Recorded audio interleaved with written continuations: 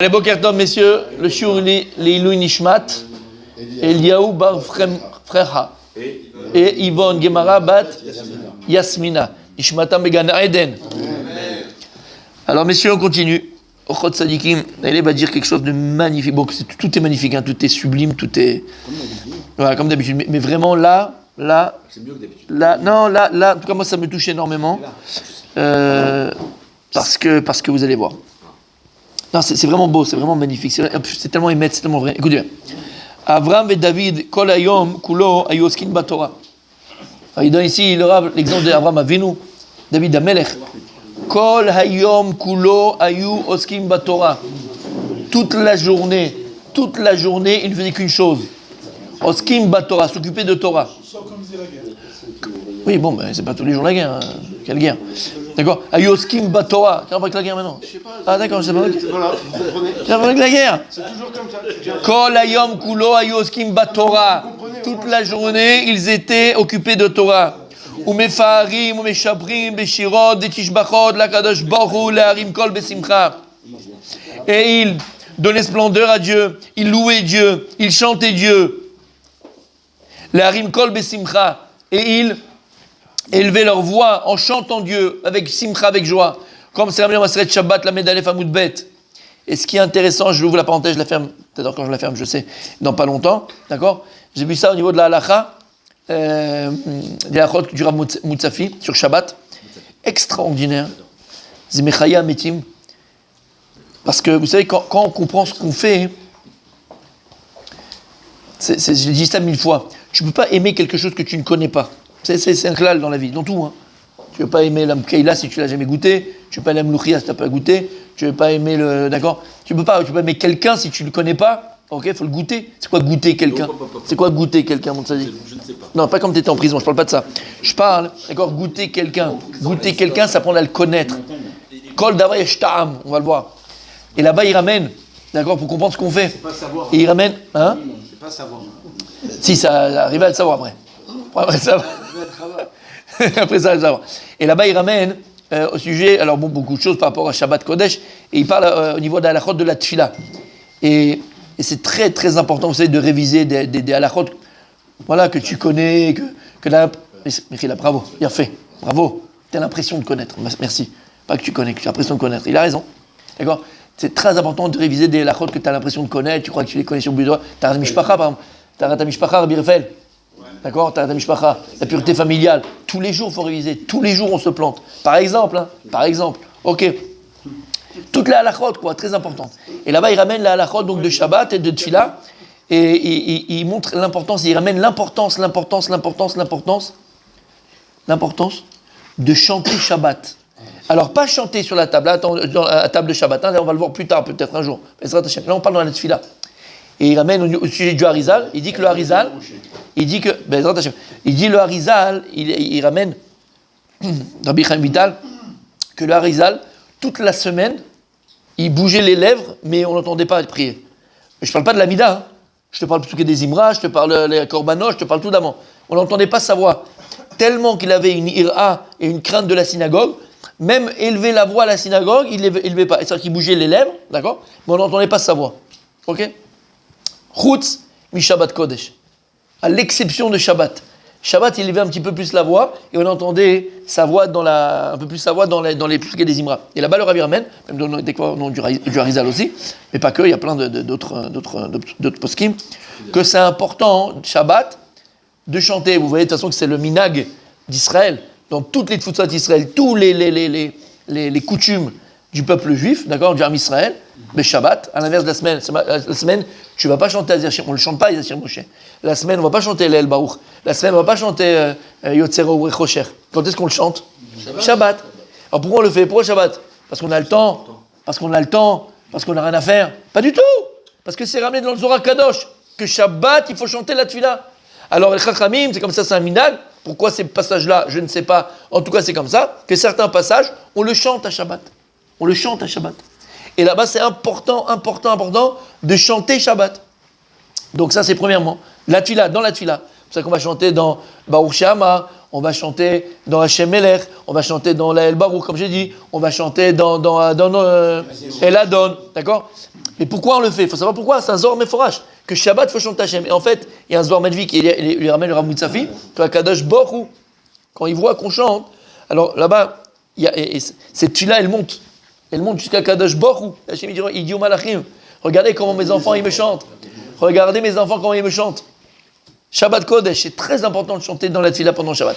Et il ramène là-bas, c'est pour ça que je vous dis par rapport à ça, et aussi l'importance de tous les télim qu'on dit avant, tous les télim qu'on fait avant, qu'on rajoute dans la tefila de Shabbat. Il n'y a pas les télim que Hashem Misaprim, que modèle du château, Tefila et Moshe, Isha Elohim, tout ce que Ranout Sadikim, Bachem, tous ces télim qu'on ramène avant, Baruch Shama, Odul Hashem, on arrive après Odul Hashem Kitov, tous ces télim-là, il y en a combien? On a 10. Et en fait, il ramène là-bas, pourquoi? C'est Kenegen a dit les 10 Mahamarot, les 10 Svirot, les 10 Mamrom, Sarah Mamron Nivra Olam. On sait que le monde est écrit avec les 10 paroles de Dieu. Et donc ça correspond à ces 10 télim, à ces 10 paroles. Et il ramène chaque télim. Vous savez, il ramène là-bas, je n'ai pas compté. Il ramène qu'il y en a 10. Moi, je n'ai 10 aussi. Donc c'est sûrement qu'il y en a 10. Je n'ai pas compté. D'accord? Comment? Oui, on parle de tous les télim. Il y a 10. Et il ramène par rapport à Massé Bereshit. Donc c'est hyper important. Alors là, comme il dit le Rav, ici. Intéressant. En tout cas, ici, il dit le Rav, exactement ça. D'accord, l'importance de chanter Hachem. La Shira, c'est tous les jours. Chanter à Kadosh Baruch Hu. Quand est-ce que tu chantes à Kadosh Baruch Hu? Quand tu es Bessimcha. Quand est-ce que tu es Bessimcha? Quand tu es Beshlemut. Quand est-ce que tu es dans la joie? C'est quand tu es dans la Shlemut. C'est quoi la Shlemut? C'est quand tu es entier. Entier avec Akadosh Baruch Hu. Quand tu es entier avec Akadosh Baruch Hu. Pas j'arrive tard à la tefila ou je vais pas à la tefila, une fois oui, une fois non. Une fois j'étudie, une fois j'étudie. Une fois j'étudie, une fois j'étudie pas. Je parle pas pour toi. Pourquoi tu prends pour toi? J'espère bien. Je parlerai que pour toi d'ailleurs. D'accord? Ok. Et une fois je viens, une fois je viens pas, une fois oui, une fois non, une fois truc, une fois je mange un peu cachère, pas cachère, une fois je vais comme ça, une fois je m'embrasse pas. L'odama, shlemut bachem, ani shalem, imakadosh baruch Hu. Plus que ça, la shlemut c'est dans la vie. Quand tu comprends le pourquoi du comment, quand tu as toute l'histoire qui est du début à la fin, tu comprends l'histoire. Tu comprends pourquoi quand je me vais comme ça, il m'a dit ici, il m'a amené là, il m'a mis, ça j'ai acheté, ça j'ai pas acheté là, il m'a fermé la porte, là il m'a ouvert la porte. Tu comprends? Qu'est-ce que tu fais? Tu chantes Hachem. C'est ça qu'ils ont chanté à Kadosh Baruch Hu là, Israël à ce moment-là. Pourquoi Davka à ce moment-là ils ont chanté à Kadosh Baruch Hu? Az Yashir Moshe, où venez Israël. Comme on a dit, c'est quoi Shir? Baba Metzia. Baba Metzia, la Gemara dit que si maintenant quelqu'un marche dans la rue et il voit par exemple des pièces où il voit des fruits, ils sont dans la rue Béchir. C'est quoi Béchir?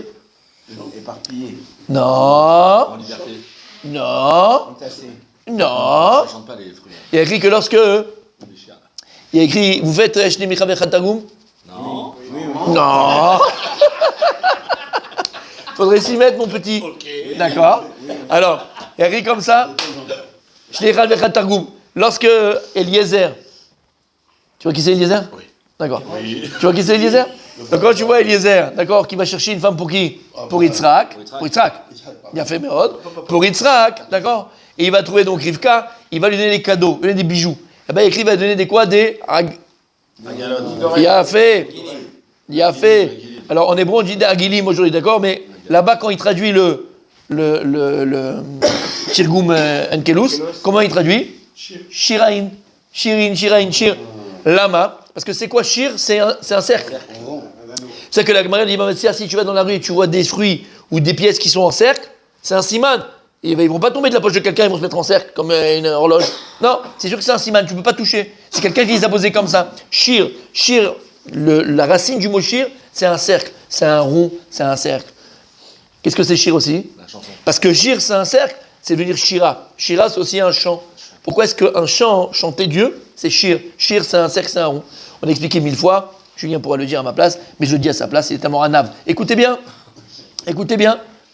Parce qu'en vérité, pourquoi Davka à ce moment-là, ils auraient pu chanter à partir de Makadam, Svardea, Kinim, Arov, je sais pas, Makad Bechorot, ils auraient pu chanter à ce moment-là. Pourquoi ils n'ont pas chanté à ce moment-là? Pourquoi précisément ils ont chanté à Kriyat Yam-Souf? Vous savez pourquoi? Non, mon tzaddik.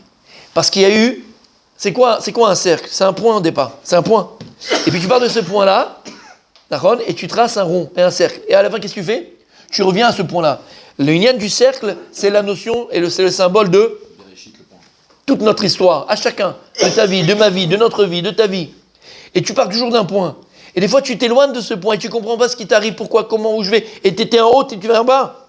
Tu étais en haut, tu viens en bas. Lama, pourquoi? Qu'est-ce qui se passe? Je ne comprends pas. Puis après, maintenant, ça remonte. Et tu reviens sur tes pieds. Ça veut dire quoi?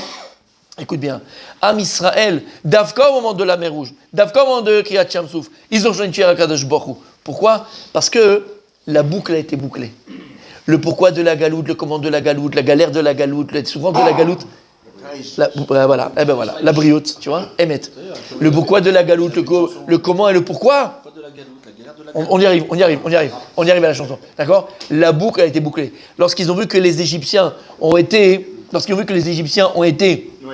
noyés et tués par ceux qu'ils ont voulu faire eux-mêmes en Israël, c'est-à-dire que annuler la délivrance d'Égypte en tuant les garçons juifs et donc le Mashiach Hashem par l'eau, et qu'Akadosh Baruch Hu finalement, il a bouclé la boucle.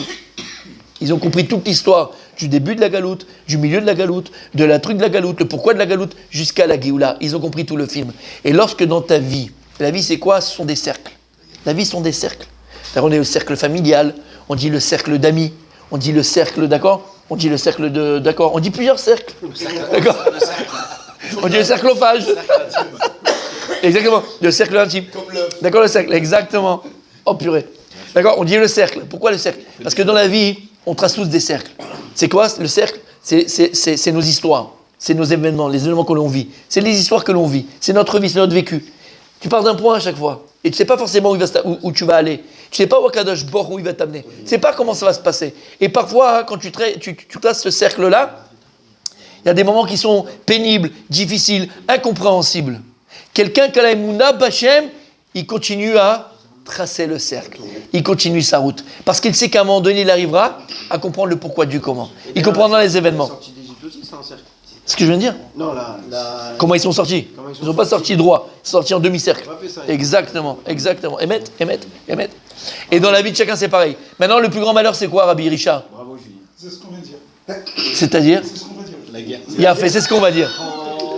Ça charrie. C'est quoi le plus grand malheur? Tu sais, c'est quoi le plus grand malheur? C'est qu'il y a des gens, malheureusement, qui arrêtent de tracer un cercle. Parce qu'ils comprennent pas. À un moment donné, ils sont bloqués. Mais tu ne pourras jamais passer à tracer un nouveau cercle. C'est-à-dire quoi, un nouveau cercle? Tu n'arriveras jamais à tracer, à avancer, à créer une autre histoire. Parce que c'est ça la vie en vérité. C'est quoi la vie? Tu t'es marié, c'est un cercle. Qui n'est pas fini jusqu'à 120 ans, baisera ta chien. Mais c'est un cercle. Tu vas avoir des enfants, c'est un cercle. Il va avoir 3 ans, tu l'amènes à ses 3 ans. Tu as créé un petit cercle. Dans le grand cercle que tu es en train de créer, tu crées un petit cercle. Tu l'amènes à la bar mitzvah, Baruch Hashem. Merci mon Dieu. C'est quoi? C'est que tu vas commencer à fermer un cercle déjà. Et tu continues à ouvrir un autre jusqu'au mariage. Et après le mariage, il y a l'essence des petits-enfants. Et ainsi de suite. Mais il y a des gens, malheureusement, je parle de nous, je parle de toi, je parle de moi, je parle de...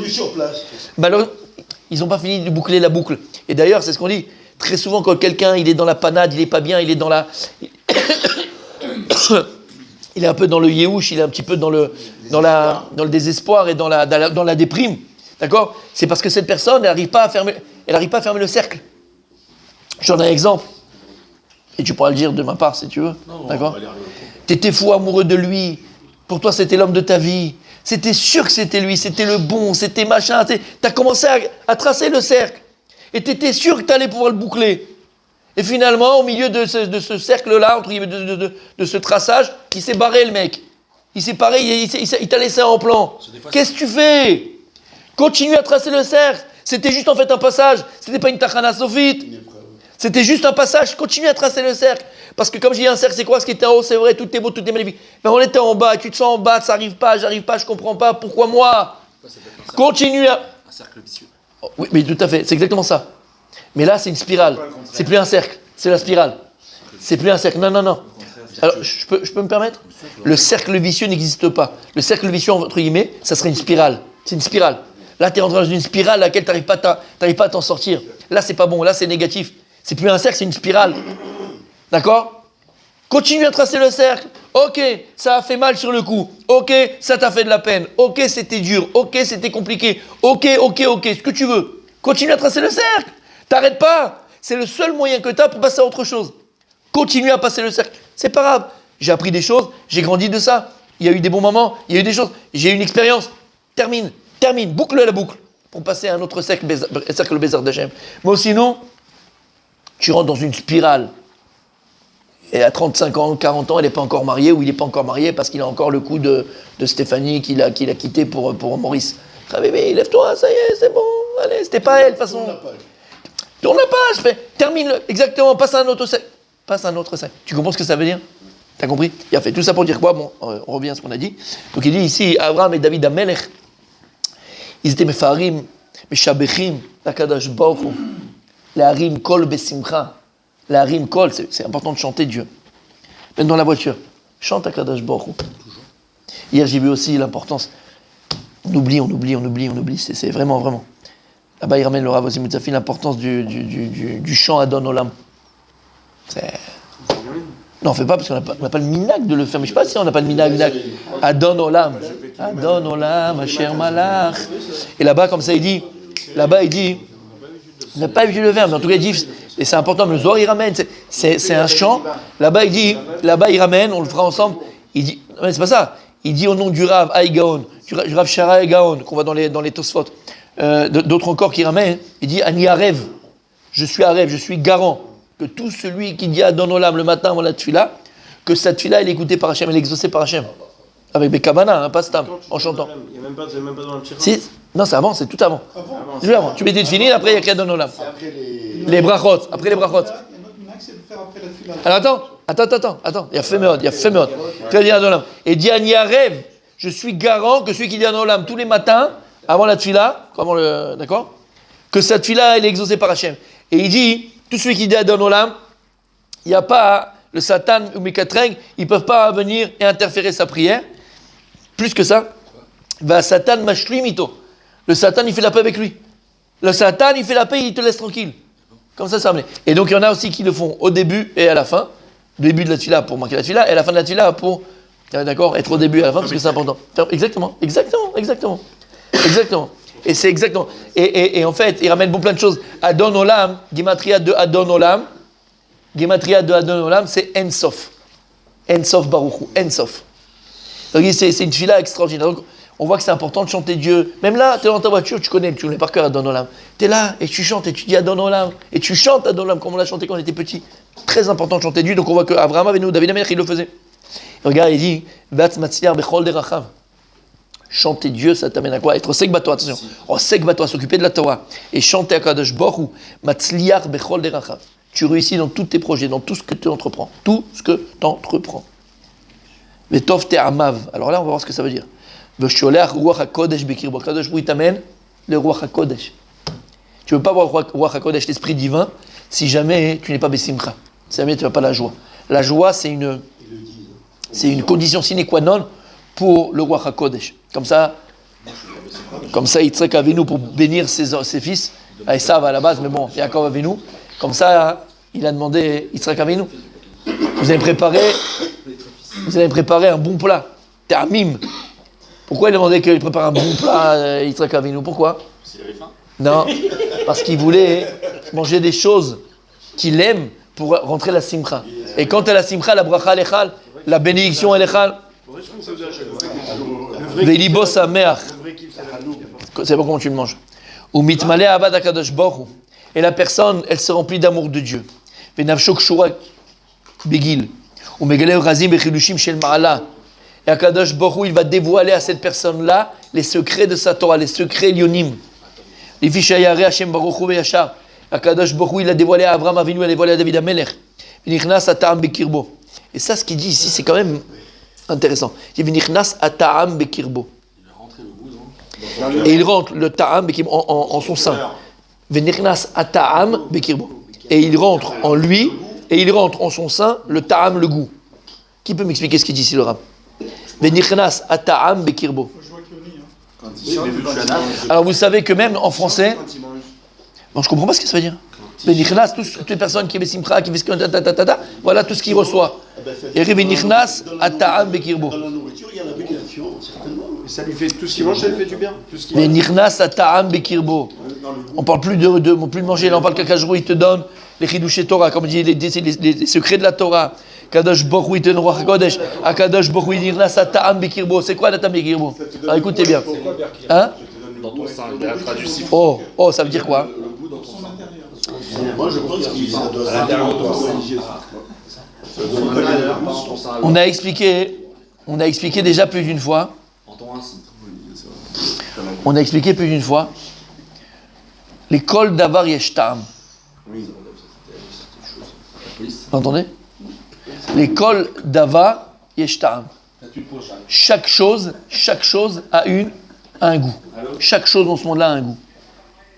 Et d'ailleurs, on le dit très souvent, même en français. Ah, il n'a plus goût à la vie. C'est quoi cette expression bizarre? Il n'a plus goût à la vie. La Gemara, là, je suis là. 17 ans. Ah, heureusement que. Alors on fait comme si on était en Australie. Parce qu'en Australie, c'est à 17 ans la majorité. D'accord? Tu savais pas? En Australie, c'est 17 ans. La Gemara dans ma Sechet, Megillah, la Gemara dans ma Sechet Megillah, et un autre endroit aussi dans la Gemara, non, il y a, bon, la Megillah c'est sûr, je vais vous dire ce qu'elle dit la Gemara. Il y a un autre endroit dans la Gemara, je crois que c'est en Shabbat, mais bon, je suis pas sûr. Bref, en tout cas, Megillah c'est sûr. La Gemara elle dit que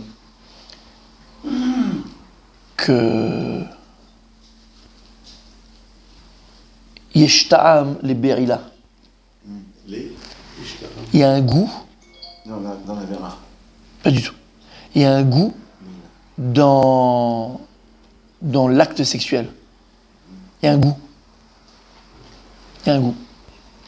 Et la Gemara, ah oui, c'est en Shabbat. Spirituel, ça. La Gemara, elle dit en Shabbat. Il y a un goût.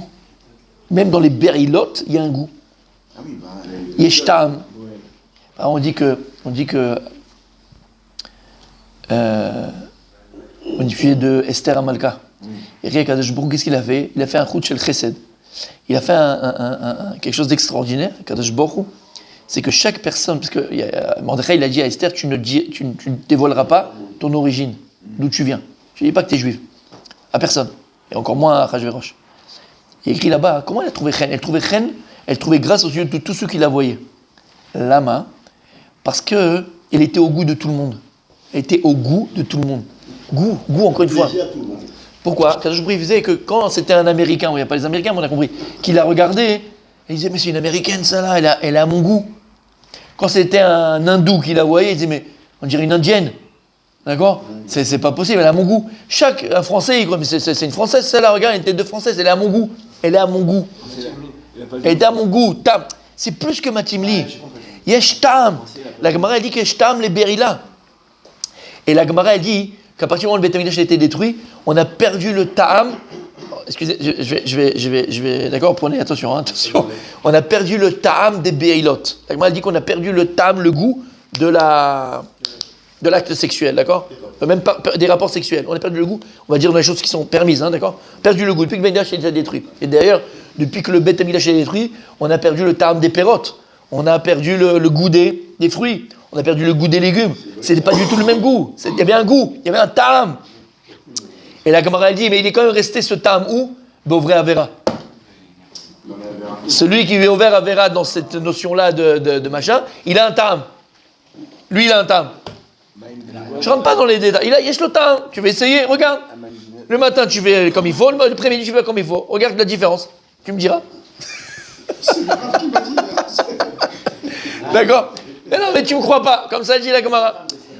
Messieurs, ce que je vais dire, c'est hyper important. Ça veut dire quoi? Ça veut dire que dans Chol Davar, yesh ta'am. Tu comprends? Dans chaque chose, il y a un goût. Par exemple, tu vois tu as compris ce que je veux dire? Yesh ta'am. Et encore une fois, elle dit que Davka, où il est resté le ta'am des berilot, berilot c'est l'acte sexuel, Davka beovré avera. Celui qui fait ça be'avera, et c'est le ta'am. Lui, il goûte un peu le ta'am de ce que c'était le ta'am de la beila. Mais kol davar yesh ta'am. Dans chaque chose, il y a un goût. Chaque chose. Et d'ailleurs, c'est pour ça que je vous dis que cette notion de ta'am, je me prends la tête, entre guillemets, prendre la tête, c'est une expression, à vouloir vraiment l'expliquer, d'accord? Parce que c'est très important. C'est très important. C'est très important cette notion. Comme on a dit, quelqu'un, il a goût à la vie. Si tu comprends que dans tout, il y a un ta'am, ça veut dire que plus tu vas ressentir le goût d'une chose, on parle en positif ici, attention, plus tu vas trouver exactement le bonheur par rapport à cette chose-là. Vous comprenez? Ouais. Et d'ailleurs, quand on dit en hébreu, c'est pas comme en français, d'accord? C'est le goût du Shabbat, par exemple. Voilà, le goût du Shabbat. On parle plus de goût, parce que tu manges. Il y a un goût, il y a un tam. Shabbat, il a un tam différent. Oui, mais c'est même pas que tu le manges. Shabbat, Il y a l'odeur. mais c'est un goût, il y a shtam, tu dis. Il y a fait. Alors écoutez bien, ce qui est extraordinaire en hébreu, en Lashon HaKodesh, c'est la puissance des mots.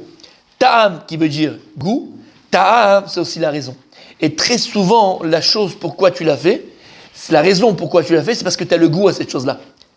Si tu ne trouves pas goût à ce que tu fais, c'est que tu n'as pas de raison de le faire.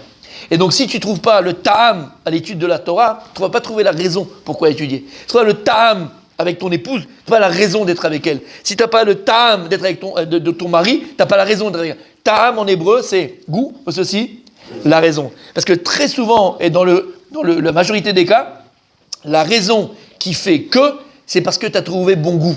Parce que tu as trouvé un goût à cela. Quand on dit à quelqu'un, t'as plus le goût à la vie, en fait, qu'est-ce qu'on lui dit? T'as plus raison de vivre.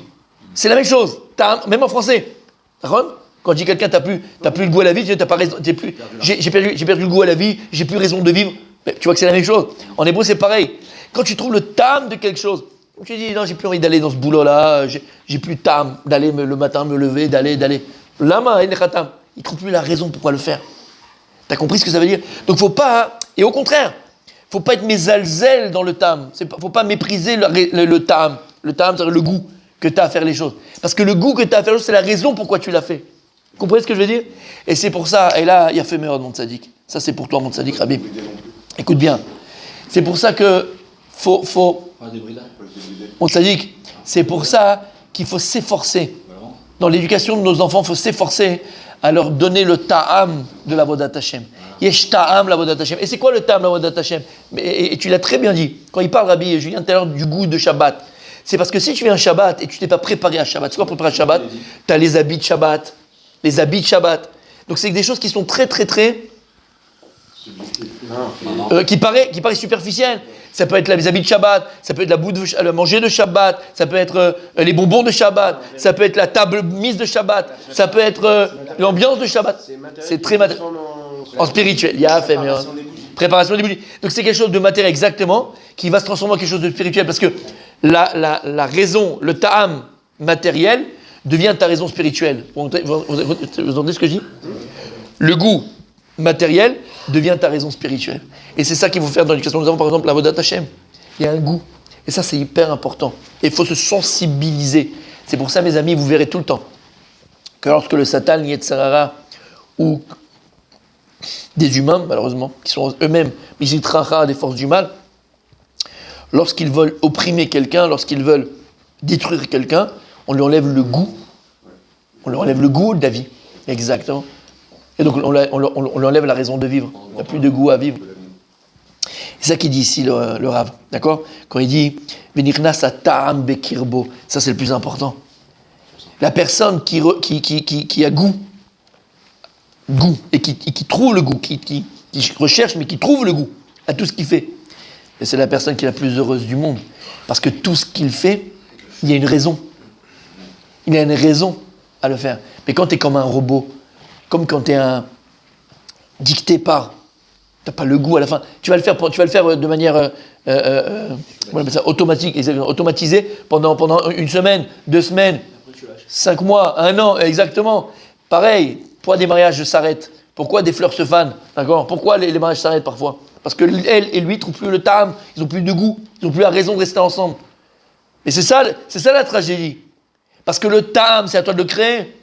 Le tam, ça doit le créer. Quand maintenant tu pars en vacances uniquement avec ton épouse, sans les enfants, vous passez un bon moment ensemble. Là, crée cet événement, crée le tam de cet événement-là. Comme ça, même quand tu rentres à la maison, et que des fois c'est difficile, c'est compliqué, c'est machin. Il y a un tam, il y a un goût, il y a une raison pourquoi. Pas pour aller en vacances avec elle, je parle pas de ça. Je te parle de profondément, vous avez profité, vous vous êtes rapprochés, vous vous êtes aimés, vous avez parlé, vous avez discuté, vous avez communiqué. Yesh tam, j'ai un tam, j'ai un goût d'être avec elle, j'ai un goût mamash. C'est quelque chose de matériel. Mais après, qui me donne la raison spirituelle, pourquoi je reste avec elle, pourquoi je suis avec elle, pourquoi je construis avec elle, pourquoi je construis avec lui. Mais si y a une tam, si tu n'as pas réussi à construire, tu comprends, t'es jeune, profite. Si tu n'as pas réussi à trouver le tam, tu n'as pas réussi à construire le tam, tu n'as pas trouvé la raison, le goût, tu ne trouveras jamais la raison. T'as compris, mon tzaddik? Tu entends ce que je dis? Ah oui, j'ai du temps. dans la relation, je parlerai là maintenant avec un mari et une femme, mais c'est dans l'amitié, c'est pareil. Les shtam, quand tu es avec Rabbi Julien, il a son ta'am à lui, c'est pas la même chose. Ah oui, il est bon. Chut, ça c'est tout plus tard, quand vous serez seul. Et en plus, il y a beau papa qui est là, tu n'as pas honte. D'accord? Il est bon, il a pas dit dans quel- D'accord. Mais d'ailleurs, tu dis, c'est bon. Il est bon ce moment. Tu dis comment? Regarde en français. Quand tu vois, si j'ai passé un bon moment, bon, c'est bon. Tu dis, j'ai mangé un bon steak. C'est la même chose, j'ai passé un bon moment. Bon, c'est le tam. C'est-à-dire que, regarde, tam, il y avait une raison. On a passé un moment ensemble. On a réussi à construire d'abord un tam. On avait un goût à être ensemble. Et après, on a trouvé la raison pourquoi on était ensemble. Mais c'est extraordinaire. Ça crée une amitié. Ça consolide une amitié. Et c'est vrai pour tout. Et là encore plus, mon tzaddik, quand tu trouves le ta'am à la vodat Hashem, yesh ta'am, tu as un goût à servir à Kadosh Baruch Hu. La Gemara, elle a un ta'am. Si tu arrives à trouver le ta'am de la Gemara, je peux te promettre, Rabbi Julien, crois-moi, c'est pas une blague, tu ne peux plus t'en passer. Tu ne dormiras pas, même si tu viens d'un mariage à 2h du matin et tu n'as pas pu faire un peu de ta Gemara ou ton date de Gemara, mais tu t'en fous complètement. On te donne pas, c'est pas du Nutella qu'on te donne, c'est yesh ta'am la Gemara. Ta'am. Le Rav Chaim, il était tout le temps avec une Gemara. Mais même il était allongé avant de dormir, machin, voilà, tout le temps avec une Gemara. Lama, tu dis, mais ça va, c'est exagéré. Il se forçait de quoi? Il était dans le plus grand bonheur du monde. Lama, parce qu'il a trouvé le ta'am de la Gemara. Il a trouvé le ta'am des Mefarshim sur la Torah. Il a trouvé le ta'am des Tefillin. Il a trouvé le ta'am de Tarat Mishpacha. Si tu arrives à trouver le ta'am, le goût à chaque mitzvah et à chaque